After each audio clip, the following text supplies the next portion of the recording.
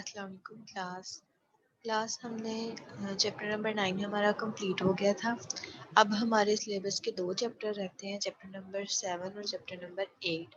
Chapter number 7 में जो 7.1 थी वो बहुत ही इजी एक्सरसाइज थी, वो मैंने आपको असाइनमेंट में दी थी। ठीक है, वो आपने कर लेनी है। अगर उसमें कोई प्रॉब्लम हुआ तो जो है कॉलेजेस ओपन होने के बाद हम क्लास में डिस्कस कर लेंगे। नेक्स्ट है 7.2। 7.2 जो आपने करनी है उसमें आप क्वेश्चन ध्यान से देखना। एक फार्मूला है जो यूज होगा, थोड़े से ट्रिकी क्वेश्चंस है, लेकिन अगर आपको फार्मूला याद हो जाएगा तो आप इजीली ये एक्सरसाइज सॉल्व कर सकते हैं। क्वेश्चन नंबर 1 में उसने ये जो ए एन दिया है ये nth टर्म दे दी है। ठीक है, A1 फर्स्ट टर्म होती है, A2 सेकंड टर्म और AN जो है ये nth टर्म होती है। ठीक है, nth टर्म उसने दे दी है 3n-1। उसने कहा है फाइंड अरिथमेटिक प्रोग्रेशन। AP का मतलब है अरिथमेटिक प्रोग्रेशन। ठीक है, अब हमने जब हमने टर्म्स फाइंड करनी होती है हम क्या करते हैं, हम सिंपली जब n की जगह 1 पुट करेंगे तो A1 की वैल्यू आ जाएगी। n की जगह जब हम 2 पुट करेंगे तो क्या आ जाएगी, A2 की वैल्यू आ जाएगी। जब हम n की जगह 3 पुट करेंगे तो A3। मैक्सिमम हम 3 वैल्यूज फाइंड कर लेते हैं, इससे ज्यादा नहीं हमने फाइंड करना। ठीक है, इसी तरह हमने जब n में 1 पुट किया तो हमारे पास क्या आ गया, 3-1 2 आ गया। 2 पुट किया 3 2s are 6 -1 5 आ गया। इसी तरह हमने जब 3 पुट किया तो आंसर 8 आ गया। ठीक है, तरतीब से हमने लिख देनी है 2 5 8 अप टू सोन। 4 पुट करेंगे तो वैल्यू आ जाएगी, 5 पुट करेंगे तो वैल्यू इसी तरह ये अप टू सोन हो जाएगा। तो ये हमारे पास है अरिथमेटिक प्रोग्रेशन। ठीक है क्लास, अरिथमेटिक प्रोग्रेशन फाइंड करने के लिए हमें nth टर्म गिवन होगी। हमने n की जगह वैल्यूज पुट 1 2 3 पुट करते जाना है, तो हमारे पास ये एक सीक्वेंस बन जाएगा, जैसे कि ये बन गया 2 5 8 अप टू सो। मैक्सिमम आपने 3 फाइंड कर लेनी, उससे ज्यादा करने की जरूरत नहीं। ठीक है, ये हमारा था 7.2 का फर्स्ट क्वेश्चन। नेक्स्ट आ जाए क्वेश्चन नंबर 2। क्वेश्चन नंबर 2 में उसने कहा है कि how many terms are there in arithmetic progression. कितनी टर्म्स होंगी, n फाइंड करना है। ठीक है, अब A1 उसने फर्स्ट टर्म दे दी है 6। A1 की वैल्यू क्या दे दी है, 6 दे दी है। nth टर्म दे दी है AN क्या दे दिया है 39 और D की वैल्यू दे दी है 3। अब जो अरिथमेटिक प्रोग्रेशन के लिए आपने फॉर्मूला याद रखना है वो ये है। ठीक है, ये फार्मूला है जो आपने याद रखना है। ठीक है, फार्मूला क्या है, A N equal to A1 plus into n-1 into D. ये फार्मूला है जो आपने याद रखना है। ठीक है, इस फार्मूले में वो आपको कुछ चीजें दे देगा और कुछ आपसे फाइंड करने के लिए कह देगा। अब आप देखो यहाँ पे A1 भी गिवन है, AN भी गिवन है और D भी गिवन है। जब 4 चीजें हैं फार्मूले में, उसमें से 3 आपको गिवन है तो चौथी आप इजीली फाइंड कर सकते हैं। ठीक है, अब उसने यहाँ पे ये बस ये फार्मूला है अरिथमेटिक प्रोग्रेशन का जो आपने याद रखना है। इसमें आपने तीनों वैल्यूज जो गिवन है वो पुट जब कर देनी है तो सिंपली हमारे पास n की वैल्यू आ जानी है जो कि क्या है 12 है। ये आपका क्वेश्चन नंबर 2। ठीक है, हाउ मेनी टर्म्स का मतलब है कि आपने n फाइंड करना है और चीजें आपको गिवन है। फर्स्ट टर्म गिवन है A1 जो कि 6 है, nth टर्म गिवन है AN जो कि 39 है और D गिवन है जो कि 3 है। ठीक है, आपने जस्ट फार्मूला याद रखना है। इसमें सारी वैल्यूज जब आप पुट कर देंगे तो क्या आ जाएगा, आपके पास n की वैल्यू आ जाएगी जो कि 12 है। ठीक है, तीनों चीज जस्ट आपने फार्मूला याद रखना है, तीनों चीजें पुट करेंगे तो n आप इजीली फाइंड कर सकते। नेक्स्ट आ जाए क्वेश्चन नंबर 3 पे। अब 3 में उसने कहा है 10th टर्म फाइंड करो, यानी कि A10 फाइंड करो। ठीक है, यहाँ पे वो वाला डिजिट आता है जितनी वो टर्म होती है। अब A3 है ना, इसका मतलब है ये थर्ड टर्म है। थर्ड टर्म उसने क्या दे दी है 8 और 7th टर्म उसने दे दी है 16। उसने कहा है 10th टर्म फाइंड करो, यानी कि A10 फाइंड करो। अब वो हमने कैसे फाइंड करना है, फार्मूला आपको याद होना चाहिए। फार्मूला क्या है, AN is equal to A1 plus n-1 into D. ठीक है, फार्मूला याद होना चाहिए। अब उसने कहा है A3 इज इक्वल टू 8 है। ठीक है, इसको अकॉर्डिंग टू फार्मूला चेंज करो। अगर आप यहाँ पे लिखते हैं A3 वाली टर्म, यानी कि n की वैल्यू क्या है 3 है। ठीक है, n की वैल्यू क्या है 3 है, तो उस फार्मूले में अप्लाई करो। यहाँ पे आ जाएगा ए एन की जगह पे 8 आ गया equal to A1 plus n minus 1। अब n क्या है 3, तो 3 माइनस 1 क्या हो गया 2 और साथ पे d मल्टीप्लाई हो रहा है। ठीक है, उसी फार्मूले में आपने n की जगह पे 3 पुट कर देना है जस्ट। ठीक है, जब हमने 3 पुट किया तो A3 की वैल्यू यहाँ आ गई, A1 अपनी जगह पे, ये n माइनस 1 यानी 3 माइनस 1 2 हो गया, ये चीज आ गई। इसी तरह A7 के साथ, ठीक है, यहाँ पे A7 वाली वैल्यू आ गई, 7 माइनस 1 क्या हो गया 6 हो गया। ठीक है, ये 6D आ गया। ये हमारे पास दो इक्वेशंस बन गई। ठीक है, A3 की भी हमने A3 की हेल्प से एक इक्वेशन बना ली और एक A7 की हेल्प से हमने इक्वेशन बना ली। अब आपने क्या करना है, जैसे हम मैथमेटिक्स में दो इक्वेशंस को सॉल्व करके वैल्यू निकालते हैं, सेम उसी तरह आपने इन दो इक्वेशंस को सॉल्व करना है। जब आप इन दोनों को सब्ट्रैक्ट करेंगे तो क्या होगा कि A1 कैंसिल हो जाएगा, यहाँ से हमारे पास D की वैल्यू आ जाएगी 2। फिर हम क्या करेंगे, D की वैल्यू जो 2 आई है दोनों में से किसी एक इक्वेशन में पुट करेंगे तो A1 का आंसर आ जाएगा 4। ठीक है, अब हमारे पास क्या है, हमने 10th टर्म फाइंड करनी थी, A10 फाइंड करना था। अब हमारे पास D की वैल्यू भी आ गई है और A1 की भी आ गई है। ठीक है, सेम उसी तरह जैसे हमने A7 और A3 के लिए इक्वेशन बनाई थी, वही फार्मूला यूज करते हुए वही हमने A10 के लिए यूज करना है। अब ए क्या आ जाएगा, n की जगह पे 10 है तो यहाँ पे A10 आ गया। ठीक है, A10 equal to A1 plus 10 minus 1 D, n minus 1 into D था ना, तो n की जगह पे 10 था, तो 10 माइनस 1 क्या हो गया 9। अब A1 की वैल्यू भी हमने निकाल ली हुई है जो कि 4 आई है, और D की वैल्यू भी हमने निकाल ली हुई है जो कि 2 आई है। तो ये दोनों वैल्यू जब हमने पुट कर लेनी है तो A10 आ जाएगा। A10 10th टर्म हमने फाइंड करनी थी जो कि हमने ये फाइंड कर ली हुई है। ठीक है, सेम इसी पैटर्न पे आपको दो टर्म्स गिवन होंगी। ठीक है, और एक आप इजीली फाइंड करोगे।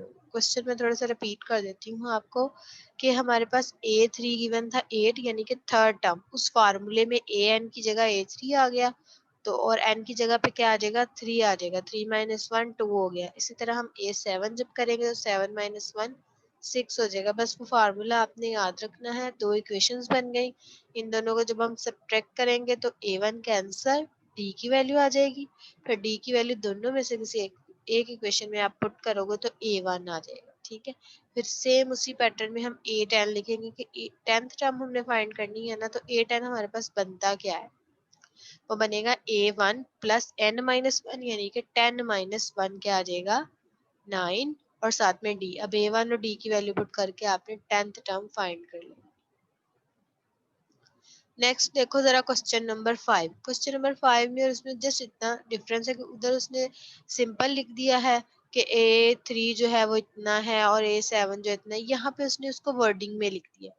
हमने फाइंड 20th टर्म करनी है। ठीक है, उसने कहा 6 टर्म इज 2 यानी A6 क्या है 2 है, 13th टर्म इज 9 यानी कि A13 क्या है 9। क्वेश्चन ये जैसे हमने पिछला क्वेश्चन के सेम उसी तरह, बस उसने वहां पे उसको मैथमेटिकल फॉर्म में लिख दिया था, यहाँ पे उसने इसको जरा स्टेटमेंट फॉर्म में लिख दिया। ठीक है, कि 6 टर्म 2 का मतलब क्या है कि A6 2 है, 13 टर्म 9 का मतलब क्या है कि A13 क्या है 9। सेम उसी तरह हमने एक टर्म से ये इक्वेशन बना ली, दूसरी टर्म से दूसरी इक्वेशन बना ली। ठीक है, हम फिर इन दोनों को क्या करेंगे, सेम उसी पैटर्न पे सॉल्व करेंगे तो हमारे पास D की वैल्यू आ जाएगी। ठीक है, फिर D की किसी एक में पुट करके A निकाल लेनी है, और टर्म कौन सी फाइंड करनी थी 20th, तो आपने A20 जो है वो सेम पिछले क्वेश्चन की तरह जो है वो फाइंड करना है। ठीक है, नेक्स्ट आ जाओ क्वेश्चन नंबर 9 पे। क्वेश्चन नंबर 9 जो है वो सिंपल, आपने दो वैल्यूज हमें गिवन है, अरिथमेटिक मीन फाइंड करना है। अरिथमेटिक मीन है, उसका फॉर्मूला क्या है, ये जैसे आपको टर्म्स निकालने का फार्मूला है वैसे अरिथमेटिक मीन निकालने का भी फार्मूला है A plus B divided by 2। मतलब आपको दो टर्म्स गिवन होगी, जब भी आपने अरिथमेटिक मीन निकालना है आपने क्या करना है, उन दोनों टर्म्स को ऐड करना है और 2 पे डिवाइड कर देना है। ठीक है, अरिथमेटिक मीन आ जाएगा आपका। अब यहाँ पे A माइनस 10 है और B क्या है 6, दोनों को ऐड किया और 2 पे डिवाइड कर दिया। जिस भी दो वैल्यूज का अरिथमेटिक मीन फाइंड करने के लिए आया आपको, आपने क्या करना है, दोनों को ऐड करना है और 2 पे डिवाइड कर देना है, सिंपल। ठीक है, चाहे ये वेरिएबल में भी वैल्यू आ जाए तो ये भी आप देख सकते हैं इजीली। एक को ए कह लो, पहली वैल्यू को ए कह लो, दूसरी वैल्यू को बी कह लो, दोनों को ऐड करो।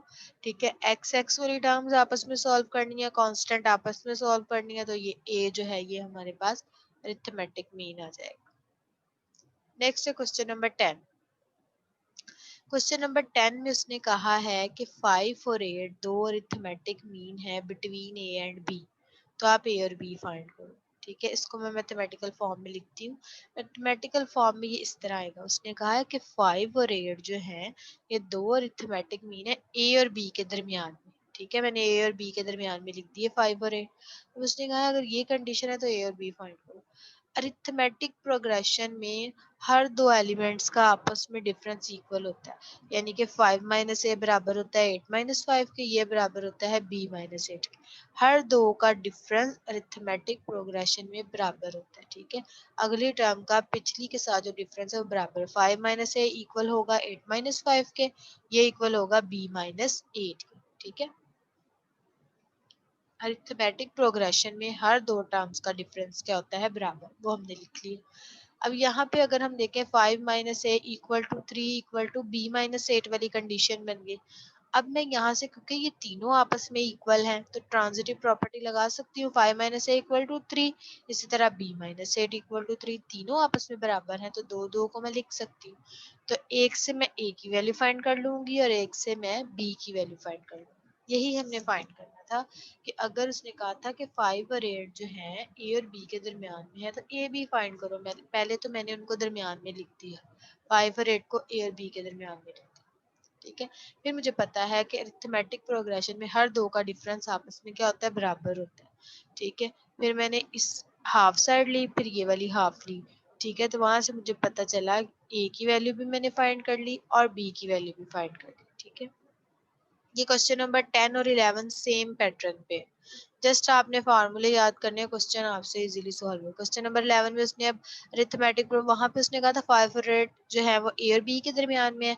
यहाँ पे उसने क्या किया, उसने सीधा सीधा अरिथमेटिक प्रोग्रेशन दे दिया। ठीक है, और ए और बी फाइंड करने, सेम उसी प्रोसीजर में 3 माइनस ए इक्वल होगा 7 माइनस 3 के, इक्वल होगा बी माइनस 7 के।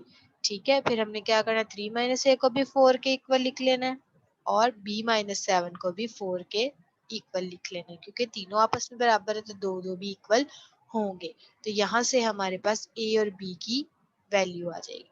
ठीक है, ये जस्ट इतना सा प्रोसीजर है हमारा। नेक्स्ट हम करते हैं क्वेश्चन नंबर 12। टोटल 13 क्वेश्चन है इस एक्सरसाइज में, छोटे छोटे क्वेश्चन है, ये आपने जो है वो कंप्लीट कर लेनी है एक्सरसाइज।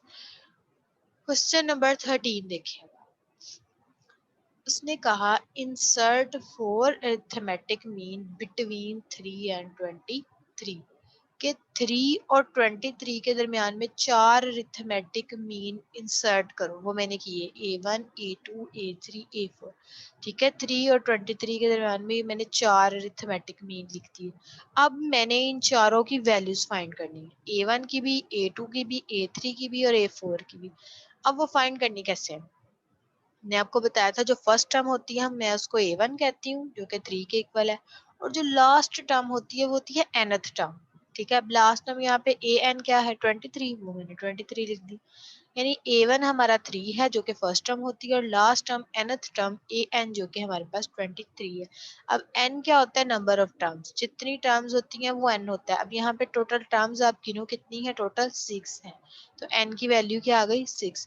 अब हमें तीन चीजें गिवन है, ये वही फार्मूला जो मैंने आपको बताया था आपने याद रखना है। अब इसमें आप देखो तीन चीजें हमें गिवन है, एक हमने फाइंड करनी है, A1 भी गिवन है, an भी गिवन है और n भी गिवन है। अब हमने फाइंड क्या करना है, d। हम बाकी तीनों चीजें जो हमें गिवन है वो पुट करेंगे और d की वैल्यू निकाल लेंगे यहाँ से। ठीक है, d की वैल्यू हमने यहाँ से फाइंड कर लेनी, तो d की हमारे पास क्या वैल्यू आ गई है 4। ठीक है, d की वैल्यू हमने फाइंड कर ली, तीन चीजें हमें गिवन थी, फार्मूला हमें याद था, हमने चौथी चीज फाइंड कर ली डी। अब मैंने आपको बताया था अरिथमेटिक प्रोग्रेशन में हर दो का डिफरेंस बराबर होता है, ठीक है। अगर मैं सीधी तरह चलूँ, मेरे पास 3 के बाद क्या था A1। मैंने क्या करना है, ये अब A1 A2 A3 A4 मैंने फाइंड कैसे करना है, 3 में मैंने D की जो वैल्यू है वो ऐड कर देनी है, A1 आ गया। A1 का जो आंसर आएगा उसमें फिर D ऐड कर देना है, A2 आ जाएगा। ठीक है। A2 का जो आंसर आएगा उसमें फिर D ऐड कर देना है, A3 आ जाएगा। A3 का जो आंसर आएगा उसमें फिर D ऐड कर देना है तो A4। इस तरह मैंने A1 A2 A3 A4 चारों वैल्यूज जो है फाइंड कर ली हैं, जो हमारा क्वेश्चन था जो हमने फाइंड करनी थी। ठीक है। हमने फाइंड कैसे की, हमने तीनों चीजें, हमें फर्स्ट टर्म भी गिवन थी A1, एन भी गिवन थी nth टर्म, और n की वैल्यू भी गिवन थी कि टोटल 6 टर्म्स हैं। तो उन तीनों की हेल्प से हमें फार्मूला पता था, हमने डी फाइंड कर लिया जो कि आया है 4। अब हमने A1 A2 A3 कैसे फाइंड करना है, जो पहली टर्म थी 3 उसमें डी ऐड किया, A1 आ गया। जो आंसर आना है उसमें फिर डी ऐड करना है, A2 आ जाएगा। A2 का जो आंसर आना है उसमें फिर डी ऐड करना है, A3 आ जाएगा। A3 का जो आंसर आएगा उसमें फिर डी ऐड कर देना है तो क्या आ जाएगा, A4। इस तरह हमने ये चारों टर्म्स जो हैं वो फाइंड कर लिए हैं। ठीक है। अब आपने ये जो 7.2 है एक्सरसाइज, वो क्लास आपने कंप्लीट कर लेनी है। कोई कंफ्यूजन हो किसी क्वेश्चन में तो आपने मुझे बता देना, फिर वो हम नेक्स्ट लेक्चर में क्लियर कर लेंगे। That's all.